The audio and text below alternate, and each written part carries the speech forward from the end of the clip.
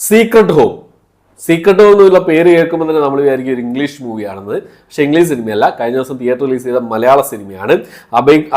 അഭയകുമാർ സംവിധാനം ചെയ്ത സിനിമയാണ്. ഈ സിനിമയിൽ പ്രധാന വേഷം കൈകാര്യം ചെയ്തിട്ടുള്ളത് ചന്തുനാഥ്, അപർണദാസ്, ശിവദ, അതുപോലെ തന്നെ അനു മോഹൻ എന്നിവരൊക്കെയാണ് ഈ സിനിമയിൽ പ്രധാന വേഷങ്ങൾ കൈകാര്യം ചെയ്തിട്ടുള്ളത്. അപ്പോൾ ഈ സിനിമ തിയേറ്ററിൽ പോയി കണ്ടു. സിനിമയുടെ വിശേഷങ്ങളാണ് ഇന്നത്തെ വീഡിയോ നമ്മൾ പരിശോധിക്കാൻ പോകുന്നത്.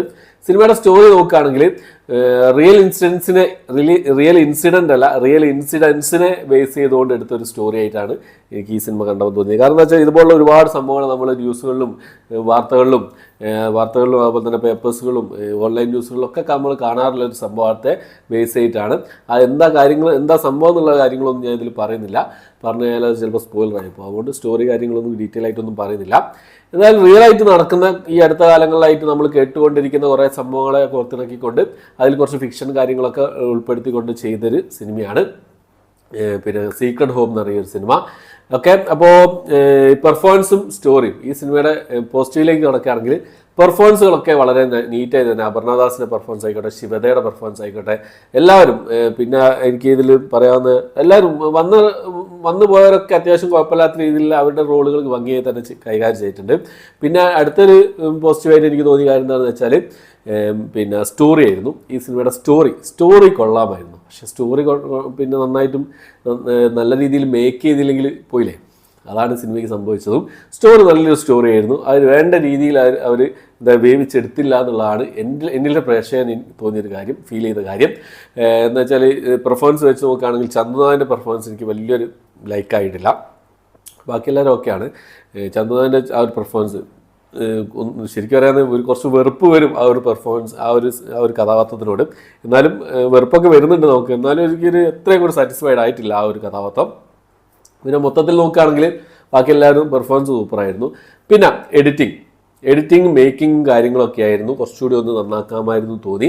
പല സ്ഥലത്തും എന്തൊക്കെയോ മിസ്സിങ്ങും കാര്യങ്ങളൊക്കെ എനിക്ക് തോന്നി. പിന്നെ 2 മണിക്കൂറിൻ്റെ സിനിമയുടെ ദൈർഘ്യം വരുന്നത്. പക്ഷേ 2 മണിക്കൂറൊന്നും വേണ്ട, 2 മണിക്കൂർ അടുത്ത് 1:57 1:58 അങ്ങനെ എന്തോ ആണ് വരുന്നത്. പക്ഷേ അത്രയൊന്നും വേണ്ട ശരിക്കും സിനിമയുടെ ദൈർഘ്യം എന്ന് പറഞ്ഞാൽ. ഒരു 1.25 മണിക്കൂറോട് തീർക്കാവുന്ന സംഭവങ്ങളിലും ചില സ്ഥലങ്ങളിലൊക്കെ അയച്ചിൽ അനുഭവപ്പെടുന്നുണ്ട് സ്റ്റാർട്ടിങ്ങിലൊക്കെ. പിന്നെ നമ്മളെ സിനിമയിൽ എൻഗേജ് ചെയ്ത് ഇരുത്തിക്കാനുള്ള സംഭവം, നമ്മളെ എൻഗേജ് ചെയ്ത് ഇരുത്തിക്കാൻ സിനിമയ്ക്ക് സാധിക്കുന്നില്ല എന്നുള്ളതാണ്. അതിൽ അവർ പരാജയപ്പെട്ടു പോയി എന്നുള്ള തന്നെയാണ് ഇതിലെ പ്രേക്ഷകർ മനസ്സിലാക്കിയിട്ടുള്ളത്. എന്തായാലും ഒന്ന് തിയേറ്ററിൽ കണ്ടുനോക്കുക. എവിടേക്കോ എന്തൊക്കെയോ മിസ്സിങ്, എന്തൊക്കെയോ പ്രശ്നങ്ങളുണ്ട്. സ്റ്റോറി കൊള്ളാമായിരുന്നെങ്കിലും അത് എടുക്കേണ്ട രീതിയിൽ അവർ എടുത്തിട്ടില്ല എന്നുള്ളതാണ്. കുറച്ചുകൂടി നന്നാക്കാമായിരുന്നു. അത് കുറച്ചുകൂടി നന്നായി ചെയ്തിരുന്നത് നല്ലൊരു ഇൻവെസ്റ്റിഗേഷൻ ത്രില്ലർ നമുക്ക് നമ്മളിലേക്ക് എത്തിക്കാൻ എത്താൻ പറ്റിയത്. ഇത് കോഡ് റീക്രിയേറ്റ് ചെയ്യുക അങ്ങനെ കുറേ കാര്യങ്ങളൊക്കെയാണ് സിനിമയിൽ പറഞ്ഞു പോകുന്നത്. അത് രസമുണ്ടായിരുന്നു സംഭവം. ആ സംഭവങ്ങളൊക്കെ രസമുണ്ടായിരുന്നു. പക്ഷേ എവിടേക്കോ ഒരു മിസ്സിങ്. സത്യം പറയുകയാണെങ്കിൽ എനിക്ക് അങ്ങനെയാണ് തോന്നിയത്. സിനിമ കാണുമ്പോൾ തന്നെ അത് എന്താണ് ഒന്നുകൂടി മൂവാകത്ത്, എന്തൊക്കെയാണ് ഇവർ കാണിക്കുന്നത്, ആ ഒരു പെട്ടെന്ന് ഇവിടെ ഇതെന്തിനാ അപ്പം കാണിച്ചത്, ആ രീതിയിലുള്ളവർക്ക് ഒരു അനുഭവം ഈ സിനിമ കണ്ടപ്പോണ്ടായി. എന്തായാലും നിങ്ങൾ കണ്ടുനോക്കുക, തിയേറ്ററിൽ തന്നെ കണ്ടുനോക്കുക. ഞാൻ പറഞ്ഞല്ലോ, പ്രേക്ഷകരെ എൻഗേജ് ചെയ്യിക്കുന്നതിൽ അവർ പരാജയപ്പെട്ടു എന്നുള്ളതാണ് എനിക്ക് തോന്നിയൊരു കാര്യം. എന്തായാലും തിയേറ്ററിൽ കണ്ട് എക്സ്പീരിയൻസ് ചെയ്ത് നോക്കുക. പിന്നെ ക്ലൈമാക്സിൽ 1-2 ട്വിസ്റ്റ് കാര്യങ്ങളൊക്കെ കൊണ്ടുവന്നിട്ടുണ്ട്.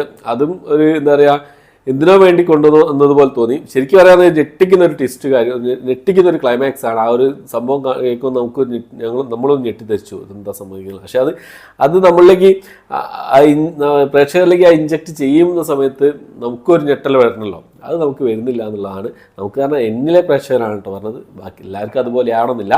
എൻ്റെ ഒരു എക്സ്പീരിയൻസ്, എൻ്റെ ഒരു ഫീലിംഗ് ആണ് ഞാൻ പറഞ്ഞത്. എന്നാൽ നിങ്ങൾ തിയേറ്ററിൽ പോയി കണ്ടുപോകുക. സിനിമ തിയേറ്ററിൽ കണ്ട് എക്സ്പീരിയൻസ് ചെയ്ത് നോക്കുക. തിയേറ്ററിൽ കണ്ടവരുണ്ടെങ്കിൽ നിങ്ങളുടെ അഭിപ്രായം കമന്റ് ബോക്സ് രേഖപ്പെടുത്താൻ നിർബന്ധമായി രേഖപ്പെടുത്തുക. എന്നാൽ മറ്റുള്ളവർക്ക് അതൊരു ഉപകാരമായിരിക്കും. ഓക്കെ, അപ്പോൾ ഇത്രയാണ് ഇന്നത്തെ വീഡിയോ. എൻ്റെ വീഡിയോ ഇഷ്ടപ്പെട്ടിരിക്കും. ഇഷ്ടപ്പെട്ടെങ്കിൽ ലൈക്ക് ചെയ്യാൻ, ഷെയർ ചെയ്യാൻ, സബ്സ്ക്രൈബ് ചെയ്യാൻ മറക്കാതിരിക്കുക. പുതിയൊരു വീഡിയോ ആയിട്ട് വരുന്നതായിരിക്കും.